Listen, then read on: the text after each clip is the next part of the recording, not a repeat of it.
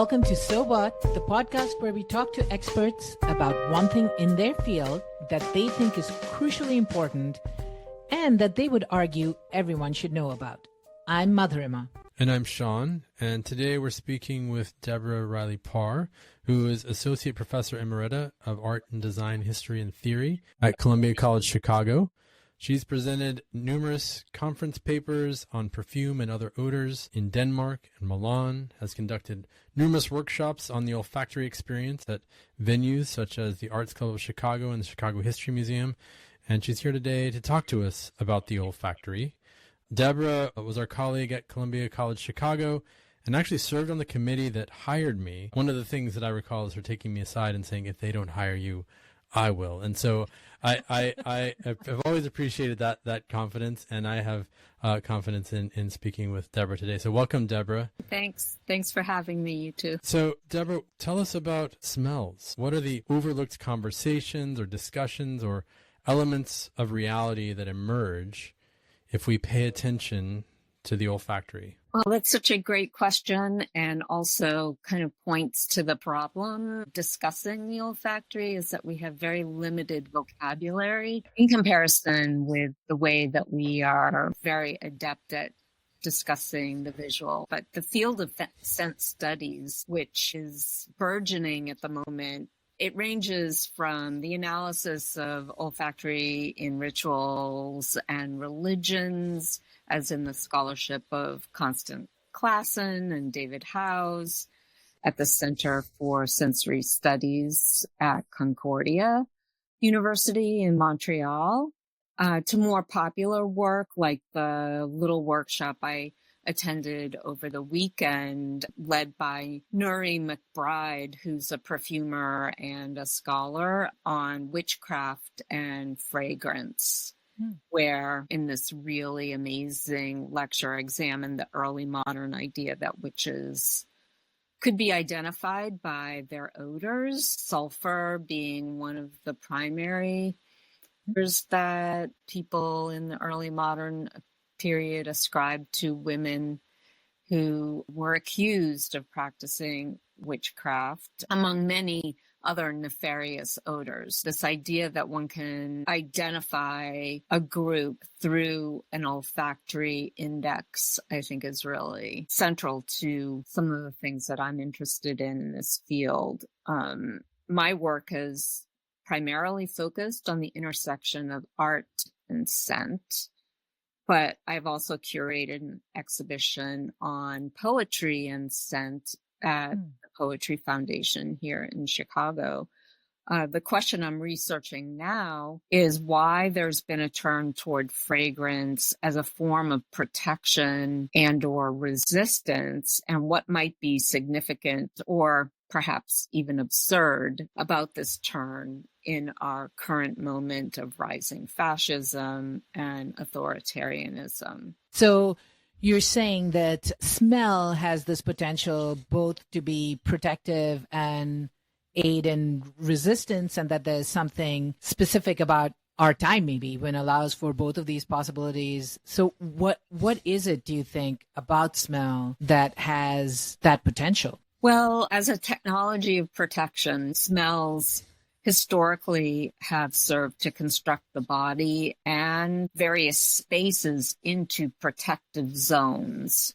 So dabbing a bit of fragrance on one's body during certain moments in time might be perceived to have the power to ward off disease. It's like the plague, as in the medieval practice of concocting recipes of rosemary and citrus essences suspended in these grape-based spirits, or say burning fragrant materials. This odor might perfume the home, even whole neighborhoods, in fact, protecting from illness as well as other evil presences. At least that's, sort of the assumption made at this moment. Or the argument. Right. And perhaps this turn towards smells in moments of collective peril carries with it a whiff of desperation. Like, what can we possibly do now? when nothing seems possible and apocalypse seems imminent. Nuri McBride pointed out in her lecture that I attended that it was the 30 Years' War that caused such turmoil and upending of institutions and suffering that really propelled the witch craze. People were desperate to blame something or to find a way of working. But anyway, breathing in something to ward off doom might be a last-ditch effort against ruin and collapse as institutions tasked with providing help to people who are hungry, institutions tasked with helping refugees or immigrants or simply people in need of some sort of assistance. As these institutions begin to collapse, as they are under the current regime in the United States, we have this moment of desperate need for something protective. So is the turn to smell as a form of protection ridiculous? Or could something quite revolutionary be actually at work? So it seems like we could definitely look at what's happening now. You think you raise a lot of potential ways that smell could figure into our current, what feels like an apocalypse, especially here in Chicago. We want to talk about pestilence in the air. Every day they're tear gassing us, right? Tear gassing protesters. So the form of protection is there from the regime, if not from the sort of collective. Right, and respiration and breathing is an act that connects us to others.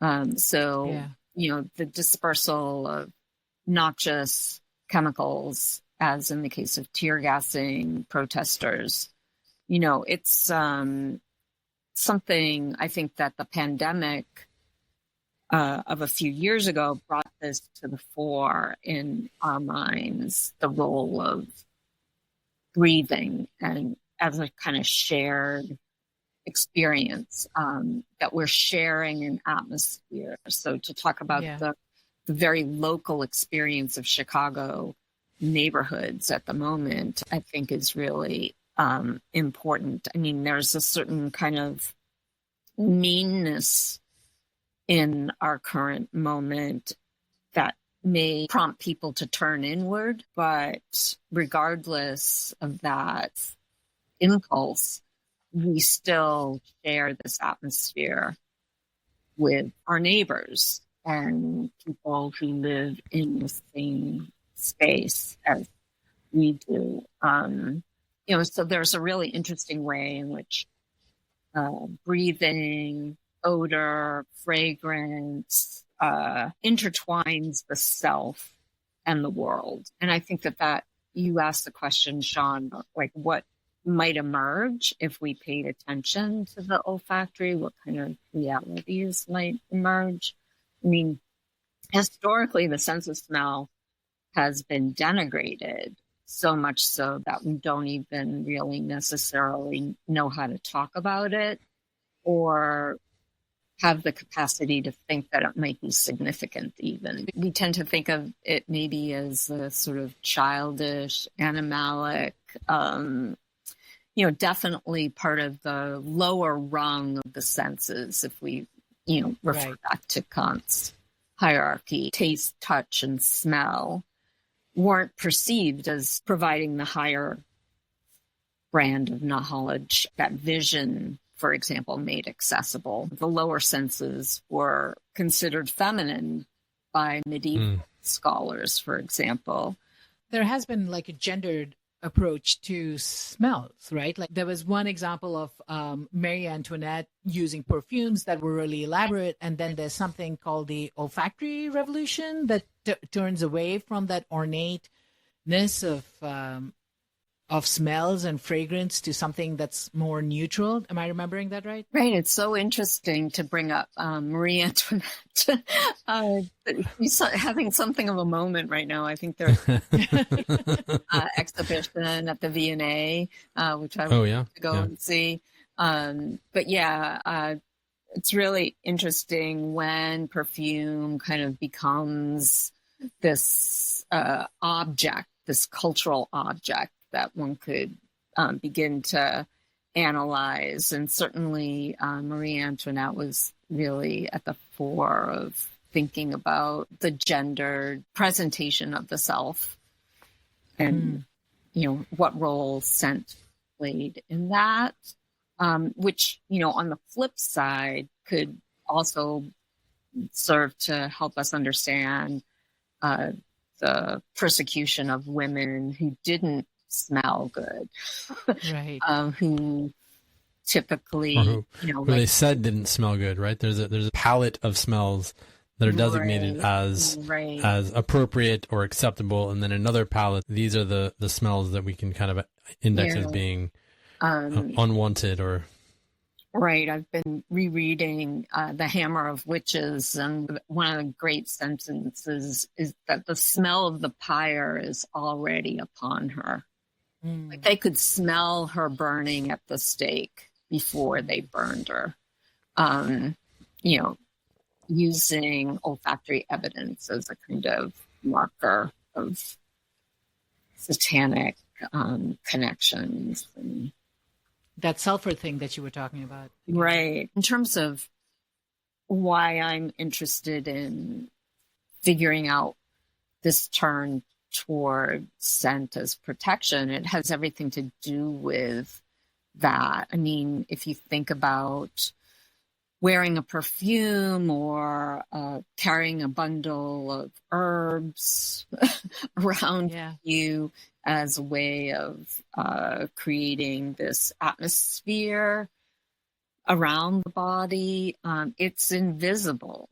So, it can't necessarily be immediately detected in terms of where it's coming from, which I think is also something that may be part of this hint at the revolutionary. You've also mentioned before that smell has no boundaries, and it seems to me that part of not being able to see the smell also means that you cannot contain it or demarcate very clear it begins and ends and where it should begin and end. Right. And that makes it a little bit dangerous and edgy in a way that may need to be recognized and further studied. I mean, historically, the olfactory has deep connections to medical and magical practices. The strong fragrance of rosemary, for example, was believed to have magical powers of protection from maleficia or malicious acts historically ascribed again to witches. Mugwort, for example, and juniper, along with rosemary, among thousands of other herbaceous plants, also figured in the protective arsenal used to ward off disease and other harms. In any case, there's this special kind of local knowledge at work in such practices. Just this past weekend, the feminist art collective Hilma's Ghost, named for the artist Hilma af Klint, who's now recognized as an important first European practitioner of abstract and spiritually infused art. Hilma's Ghost held this workshop in New York on constructing spell jars for resistance. So in this one workshop, this artist group was kind of combining this idea of the protective with the idea of resistance. And so I guess the idea would be that you would fill these jars with herbaceous material along with other talismanic objects, and then charge the jar with these magical powers to provide the needed strength to ward off current political threats, especially against those engaging in protests and other actions against ICE. Whether this is ridiculous or not, it also kind of brings back that idea of the whiff of desperation, that Right. whatever we need to do is what we need to do. And if this kind of activity is a way of creating solidarity and connection, because you're all breathing in this fragrant material as you create these jars, and maybe even just the memory of the practice is sufficient to fortify one in the face of impending doom. It reminds us just how wide-reaching the atrocities sort of are, that there are so many communities who can gather around the idea of resisting, and there are so many tools with obviously uneven success. But we're in this moment where people are really yearning for that collectivity. As you were speaking, I was just thinking about like two sets of tensions, right? One we've sort of named, which is the protection and the resistance, and how those two things might come together. But the other thing that I'm thinking about is about communities and individuals. You had talked about students who carry around, I can't remember if it was sage, but they carry around bundles of herbs with them to protect themselves on the CTA, just on the train, right? And that seems like a very individual kind of protection. I'm just wondering if there's anything about the olfactory generally that you think is able to carry with it this like potential paradox or tension or contradiction between communal and individual, because it also seems to me that some of those values, communal and individual, can also be mapped onto whether or not we think about non-Western or Western societies, right? And some of the examples that you've provided, there's a discussion about how the history of fragrances and odors and smells maps very differently onto non-Western societies and, colonized spaces than it does to, let's say, predominantly white spaces. So it's, I don't know. There's like 4 questions in there, but any one of them that you... Yeah, it's such a great question, because every culture has its own olfactory sort of set of maps and experiences. I wouldn't say that European practices are completely separate from those of, the area where they fought the Crusades, for example. Sure. The men who traveled to fight Muslims came back with freight loads of information and materials that transformed Europe, sense of the olfactory. And created really these patterns of desire that really, can't be necessarily bracketed off from the experience of scent in other places. And likewise, I think there's, some really interesting scholarship on scent in Japan and China, and the role it played in hierarchies of power. The scholarship that's been done, for example, by people like Mark Smith on the smell of enslavement and the use of olfactory indexes, as we've mentioned, again, to condemn certain women who were suspected of witchcraft because of the way they smelled, but also the construction of an other through olfactory cues. I think this is really an interesting area of research that, probably will impact how I understand this notion of protection. Like, what are we protecting against? And how do we think about the other in this? Yeah, I think that's really interesting. And, Your question about the individual versus community, I think is also really interesting too, because the olfactory does connect us to each other. It may be used to divide us as well, to put certain people who smell in a certain way in a particular kind of category. But it also has the potential for a shared kind of experience. And it has to do with what is under threat by this fascist rise to power. And that's the very body. It's the body that is under threat, as well as, things like justice and love and friendship and connection.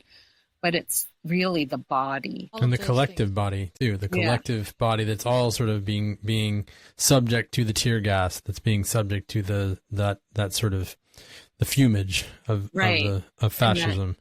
And that even those of us who weren't at the Broadview detention center when it was tear gassed, or, at the Rico Fresh just down the street from me when it was tear gassed, we know what that means. And I think that that's also something that's very important.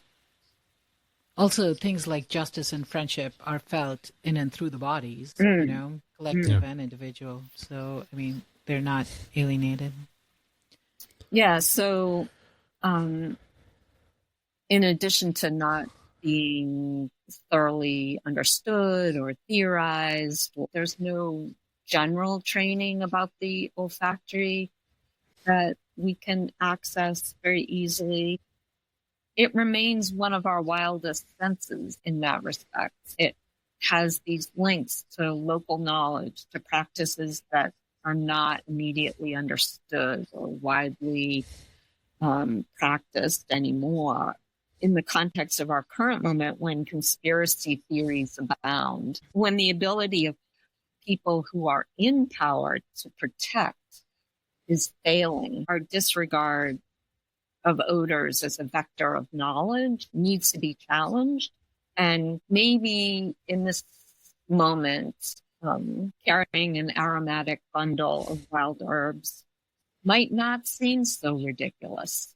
Well, we'll have to, if you have some recipes to send us, just a post on the show notes, we can give people a recommendation of what bundle of herbs they should protect themselves with on any given day as they're going down the street. What's going to protect us from ice the most? Well, thank you so much for talking to us today, Debra. One thing that we've been asking our guests is, obviously we've been speaking to you today about this area of your expertise. But if there was one thing that you could talk about that wasn't your area of expertise, that you kind of wish we had asked you about, what would that have been? Well, I made a list of possible things. And I immediately thought of Georges Perec. I am not an expert in his writings, but I feel, his book Things, a story of the 60s, his Life a User's Manual, just so many of his writings always make me wish I could offer a seminar in his work. As someone who's really impacted by fascism, he is somebody who could be really interesting in this present moment to think more deeply about. Well, we'll definitely have to find somebody who's an expert to come talk to us about him. So thank you for pointing us in that direction. Is there work of yours that we can ask you to plug for us here? My friend and colleague Gwenn-Aël Lynn and I edited a book of essays a couple of years ago during the pandemic, actually, called Olfactory Art and the Political in an Age of Resistance. It's published by Routledge, so it's a little pricey, but I believe they just lowered the price and it's available in paperback. So that's one thing that might be of interest to some of your listeners. Well, yeah, we'll absolutely put a link to that, or at least the title in our show notes. So we've been talking to Debra Riley Parr about scents and fragrances, about the political and cultural histories and significances. Thank you so much for being on the show, Debra. I'm Madhurima, and you can find more about my work at madhurimachakravarti.net. And I'm Sean. You can find my writing at breakingculture.substack.com. The music for the show was composed for us by Chris Stokes. You've been listening to the podcast, So What?